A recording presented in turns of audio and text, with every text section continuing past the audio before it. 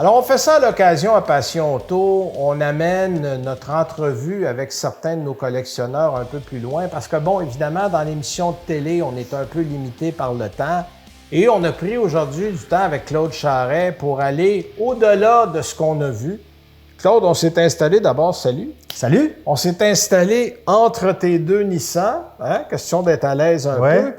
Et moi, on avait parlé en dehors des ondes, off-record, on avait parlé un peu de ton expérience comme conducteur. Parle-nous un peu de ce que tu as fait à travers les années, parce que tu t'es promené beaucoup aux États-Unis, sur les différents circuits canadiens, tu fais de la piste régulièrement, on a juste à regarder au-dessus, on le voit bien. Ça a commencé quand, ça? Ah, mon amour pour l'automobile, aussi loin que je peux me souvenir, j'avais 5 ou 6 ans. OK. J'étais enfant unique. Tout le monde a déjà eu des petites voitures Hot Wheels. Ah, j'en ai eu moi aussi. Donc, je pense que la passion vient de là. Passion auto. OK. Oui, la passion vient de là. Dès mon jeune âge, on avait un chalet à quelque part près de Victoriaville, à Princeville plus précisément. OK. J'ai eu une petite moto, un mini trail de l'époque, Honda. Une Honda, ben oui. C'était quoi, une 50cc? 70, moi. T'avais le gros modèle. Oui. Et puis, j'avais hâte d'aller au chalet tous les fins de semaine parce que la petite moto était là-bas. Puis il y avait le trail là-bas. On pouvait se promener, on pouvait même se perdre, là. Donc, la moto, ensuite, on a changé de moto en vieillissant, des motos un petit peu plus grosses, des motocross. Ouais. Fait de la course en motocross. Non, j'ai fait un peu de motocross, mais pas de course. Ah bon. Puis à l'âge de 16 ans, 17 ans, m'est arrivé un grave accident. OK. En moto? En moto, OK. En motocross. Ce qui a laissé de bonnes cicatrices. 2 semaines après d'être sorti de l'hôpital, alors qu'il n'y avait personne à la maison, j'ai sauté sur la moto et j'ai réessayé la moto. Tu sais, quand tu as la piqûre. Ouais, là, ça en dit long, ça. Oui, c'est ça. Et puis, vers l'âge de 14 ans, même si j'étais enfant unique, mes parents me gâtaient, mais ils ne pouvaient pas tout m'offrir. Puis, dans les coutumes, dans ce que mes parents ont pu me montrer, j'ai su assez rapidement que c'est l'argent qui mène le monde. Et que si je voulais avoir des trucs à moi, j'étais aussi bien... Il fallait que tu commences à travailler. À travailler et à me les payer. Fait que mon voisin de l'époque avait une station-service et un garage. Et faire des changements de pneus, faire des changements d'huile, des trucs très basiques. Puis, dans le terme du métier, tu étais le monkey wrench du garage. Oui, mais c'était quand même assez rare. Tu sais, mais c'est quelque chose qui m'intéressait. Mais bizarrement, j'aimais la mécanique, mais j'aimais pas me salir les mains. Ah oui, mais non, ça va pas ensemble. C'est un petit peu contradictoire. Oui, c'est ça. Et puis, évidemment, quand j'ai eu 16 ans et puis que j'ai pu obtenir mon permis de conduire, première chose que j'ai fait, c'est de m'acheter une voiture. Oui. Ça a été quoi, la première voiture? Première voiture, c'était une Pontiac Ventura. Ah oui! Semblable au Nova de l'époque. Oui. Nova chez Pontiac. Avec un 400 américain, une voiture que j'ai personnalisée très rapidement. Ensuite, j'ai eu plusieurs autres voitures par la suite parce que dès l'âge de 16 ans, mes voitures ne voyaient pas l'hiver. OK, tu as commencé ça de bonne heure. Oui. Ah oui, OK. Puis l'hiver, tu faisais quoi? J'achetais ce qu'on appelle en bon québécois une minoune. Mais j'ai toujours eu des bonnes minounes. C'est bon. J'ai pas perdu d'argent avec ça, à vrai dire. Fait que ta belle auto, tu la gardais déjà pour l'été. L'été. OK. Oui, absolument. Fait que là, il y avait une graine de collectionneurs qui était déjà là. Je sais pas si on peut dire ça, mais préserver le véhicule dans une condition... idéale. C'est ça, OK. Puis évidemment, je me suis toujours intéressé aux automobiles, puis je raffolais des voitures, des muscle cars de l'époque.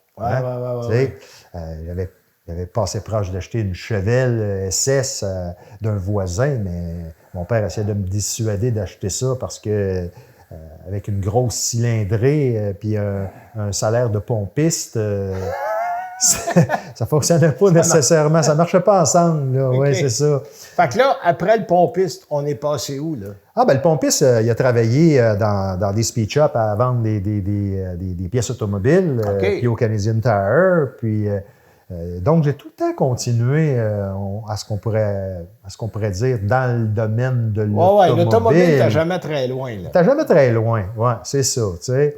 Et puis à une certaine époque aussi, je vendais des pièces automobiles sur Internet, tu sais, pour des trucs qui étaient rares, parce qu'à cette époque-là, j'avais mes Nissan. Ouais.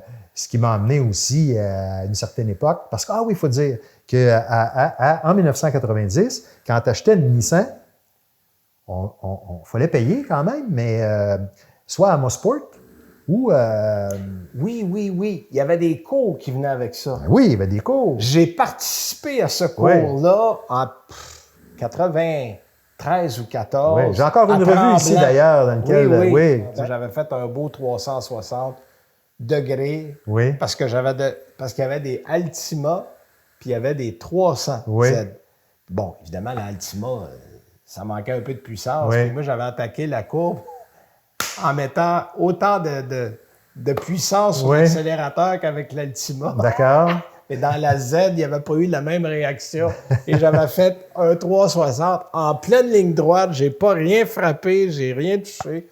Puis M. Vaillancourt, qui était l'instructeur, il me regarde, dit « Bon. » Il dit « Je pense que t'en as donné un peu trop. » Il y avait même une... Mais j'avais pris, c'était un cours intéressant, ça. Oui.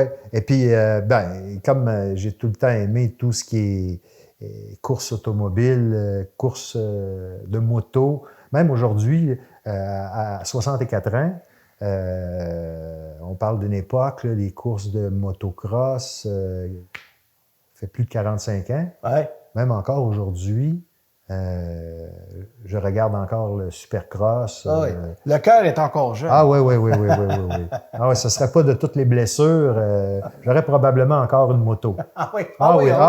Ça va là jusqu'à... Le plaisir de l'adrénaline est là. Ah oui, absolument. Parce qu'on le voit avec les autos que tu as, on parle de voitures performantes, oui. On parle de voitures d'exception, donc il y a un désir d'adrénaline. La piste, c'est venu suite au cours, j'imagine. Oui, c'est ça. En fait, chaque année, il y a une convention de ces voitures-là, les Z, qui se tient.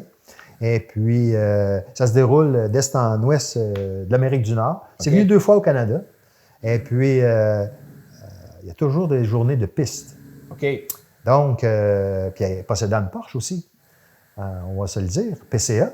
Porsche Club of America. Oui. Tu peux faire tes classes. Qui ont des journées à Tremblant. Oui, des tu peux faire tes classes avec. Tu peux faire tes classes avec eux. Il y a des cours aussi. Il y a des cours qui se donnent. J'ai déjà suivi des écoles Apex. J'ai déjà suivi avec Richard Spénard. Donc, à un moment donné, j'ai obtenu une licence pour pouvoir conduire. OK. Oui, c'est ça. Et puis, donner des cours. Puis là, j'imagine, parce que là, je regarde, toutes les voitures que tu as vont sur la piste. Oui. Est-ce que tu as plusieurs fins de semaine par année où tu vas aller rouler? Maintenant, de moins en moins. Ouais, on n'a plus gros de pistes, hein? Mais, c'est difficile ici. Mais il faut comprendre une chose aussi. Moi, je suis rendu à 64 ans. Ouais. Et puis, quand tu es instructeur, puis quand on sait que les sessions vont durer sur la piste 15 à 20 minutes, dépendamment des groupes, et que dans 1 heure, les instructeurs ont le droit d'aller sur la piste, la balance du temps, si tu as 2 élèves, ça veut dire que tu es sur la piste 3 heures. Le temps est l'avant-midi, et puis 3 heures l'après-midi. Il faut quand tu es dans une voiture et sur une piste, être très alerte. Très alerte. Oh, oui, absolument. Okay? Donc, c'est épuisant, là. Oui. Les gens qui pensent que c'est pas si compliqué que ça conduire, là. Parce que mentalement, physiquement, ça prend tout. Faut que tu sois réveillé. Oui, absolument. Donc, en vieillissant un peu, je préfère aller sur la piste puis pas avoir de gens... Trop de contraintes. Oui, trop de contraintes. Et puis, c'est tout ça qui t'a amené dans le Club Corvette? Dire, on fait un petit peu plus de route, on est plus tranquille? Pas vraiment. Non, comme Sorel-Tracy n'est pas une ville avec beaucoup de population, Souvent, les gens qui ont des voitures sport se connaissent. Ouais. Donc, Fait que là, il y a eu des téléphones qui c'est se ça. sont Fait faits. que je me suis joint à eux. OK. Eux aiment mieux rouler. Faire rouler avec les voitures.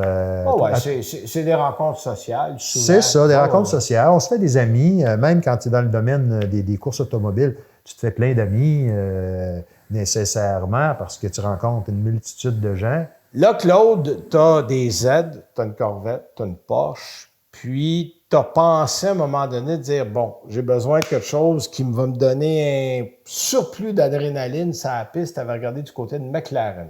Oui, exactement. Une McLaren. Là, on tombe dans une autre catégorie, là. Ouais. Ben, comme les gens se plaisent à me dire des fois, ils disent, Claude, tu as des japonaises, tu as des américaines, tu as des voitures allemandes, européennes, il manque juste des italiennes. Oui. Et des voitures britanniques. Ben, c'est ça. Donc Ferrari ou McLaren. Ou Lamborghini. Oui. Donc, comme j'aime les voitures un peu d'exception, j'avais regardé une McLaren 675 LT. Oui, long tail. MSO. En plus. Oui. McLaren Special Order. Oui. Voiture qui a été fabriquée en 2019 à 500 exemplaires à travers le monde. OK. Là, quand tu payes une voiture ce prix-là, évidemment, ben, tu aimerais bien choisir ta couleur.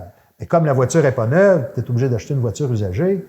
Choisis moins ta couleur. Choisis moins ta couleur. Faut que tu sois moins difficile un peu. Donc, j'ai regardé pendant quelques temps. OK. J'aurais certainement vendu 1, 2, peut-être 3 de mes véhicules pour me procurer ça. On commence à tomber dans les gros dollars. On tombe. Oui, c'est exactement. Et puis, après avoir fait des recherches un peu plus poussées, question coût d'entretien, disponibilité aussi du véhicule, j'ai abandonné le projet. OK. Oui. Mais si-tu abandonné pour de bon ou quelque part en arrière, trouver une belle Ferrari? Tu me parlais d'une 288 GTO comme voiture de collection. Oui, voiture de collection. Une voiture, ils sont chers. Une voiture qui coûtait 85 000 à l'époque, puis aujourd'hui... Oui, je donnerais 100 000 tout de suite, pas de problème. Ah ouais, moi aussi.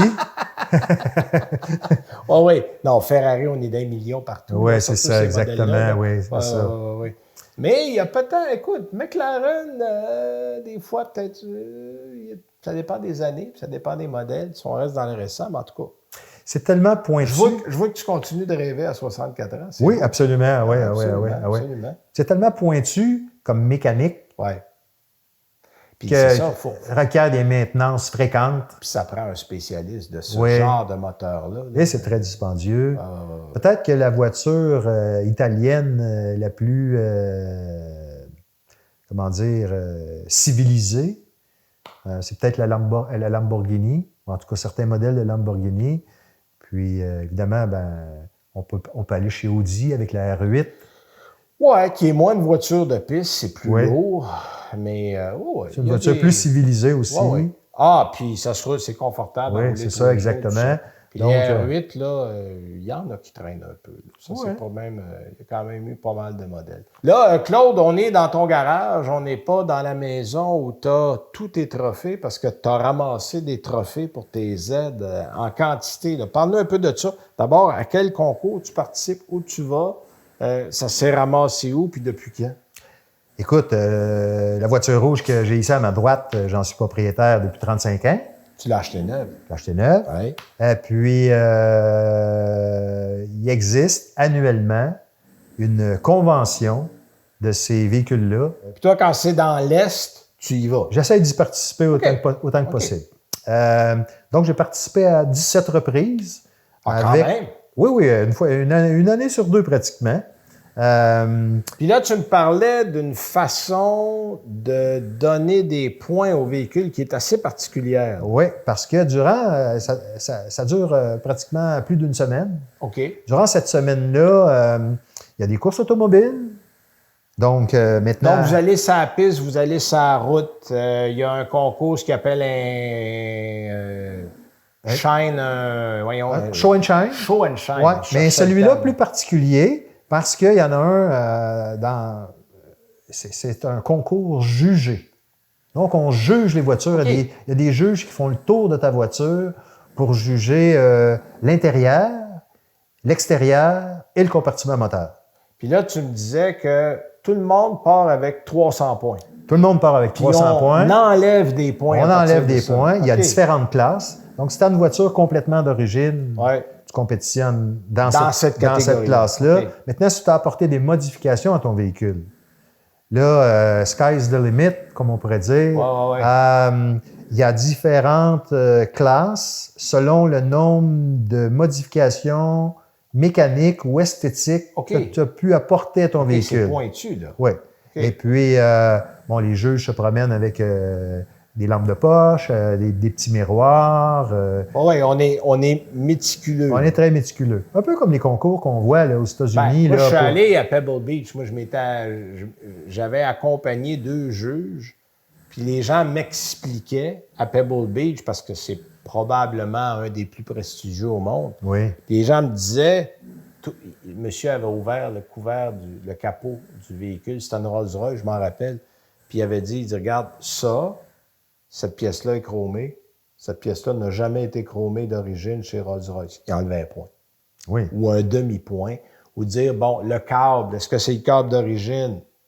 Non. Est-ce que le modèle d'origine est disponible sur le marché? Non. OK, on accepte un remplacement.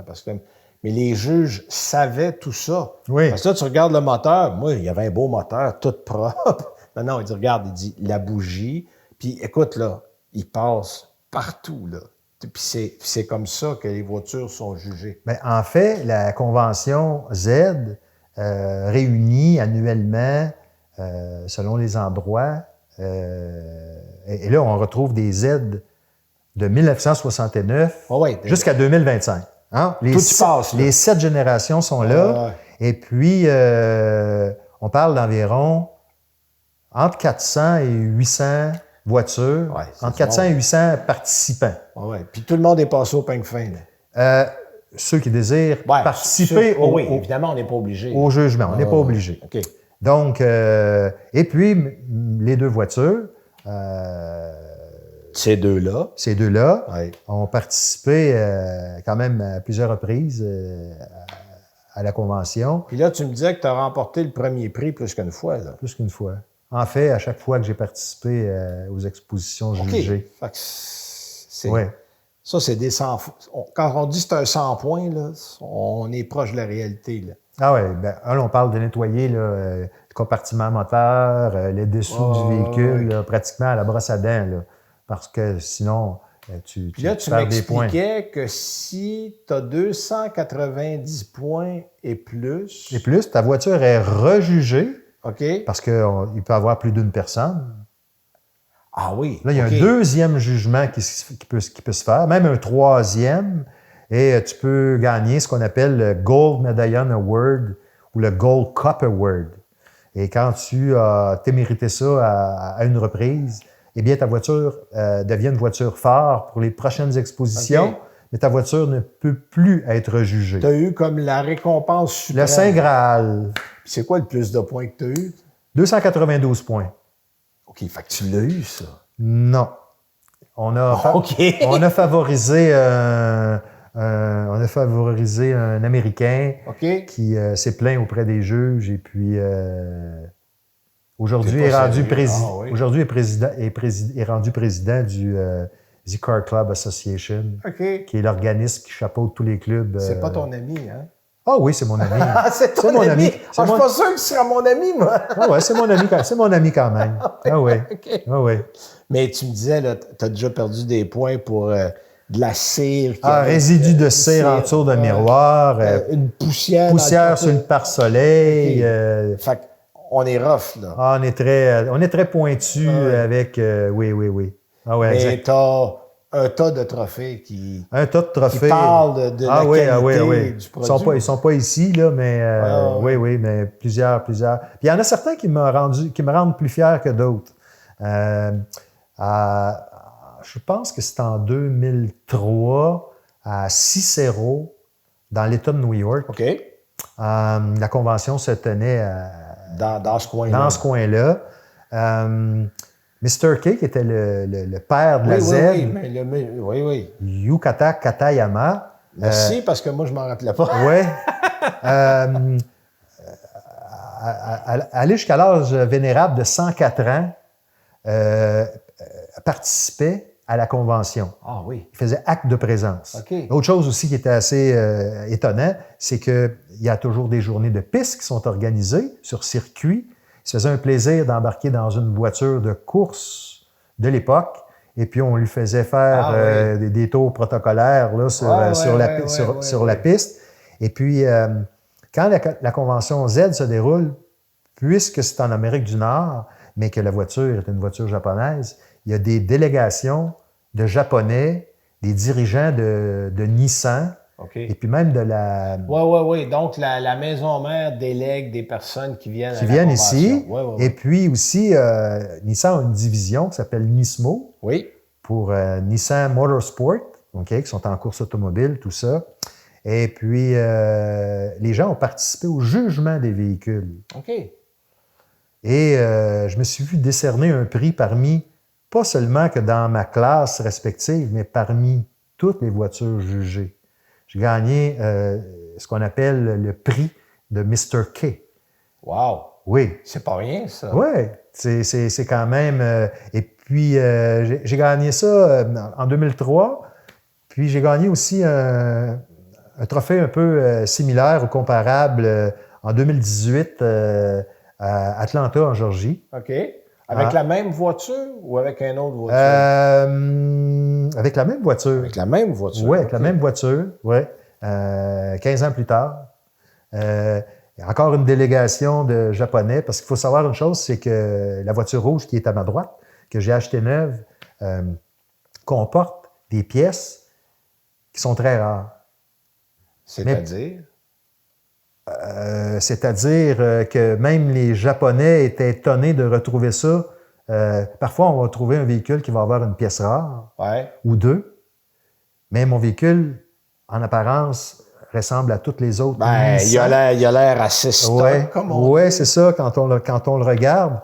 Mais des articles que Nissan a fabriqués qui étaient des accessoires qui étaient vendus parce qu'au Japon, on l'appelle Fair Lady. Oui, absolument. On le voit, là, oui, c'est ça, je l'ai mis dans le pare-brise. Donc, bizarrement, eux cherchent des trucs qu'on a eus sur nos voitures nord-américaines pour mettre sur les voitures japonaises. Et à l'inverse, nous, les Nord-Américains, on cherche des trucs japonaises. Et puis, on n'a qu'à penser au volant dans mon véhicule. Le pommeau de vitesse du véhicule. Quand on ouvre les portières, il y a des trucs lumineux qui s'illuminent pour annoncer la voiture. Des petits éléments comme ça. Oui. Oui. Le tapis dans la partie arrière du véhicule, dans le trunk, dans l'espace cargo, qui était une option qui est extrêmement rare. Et puis là, les Japonais, évidemment, connaissent ces trucs-là. Parce qu'eux ont eu des véhicules qui ont équipé le... Exact. Donc, avoir ma voiture, puis de retrouver toutes ces pièces-là sur un même et unique véhicule, bon, je crois que ça leur a fait chaud au cœur. Oui, ça a fait une différence probablement, et puis on a décidé de me remettre un prix par rapport à ça. Puis, tu sais, ça fait qu'on veut garder le véhicule un peu plus. Là. Ben oui, évidemment. Fait que ce véhicule-là, il va rester ici. Ce véhicule-là, je crois que je vais l'avoir, à moins d'avoir un accident avec. Je pense que je vais l'avoir tant que je vais avoir un permis de conduire. On se croise les doigts parce qu'avec des voitures aussi puissantes que les miennes, il faut faire attention. Merci, Claude. Je dis à tout le monde que si vous voulez rouler vite avec vos voitures, allez sur la piste. Oui, c'est le meilleur endroit.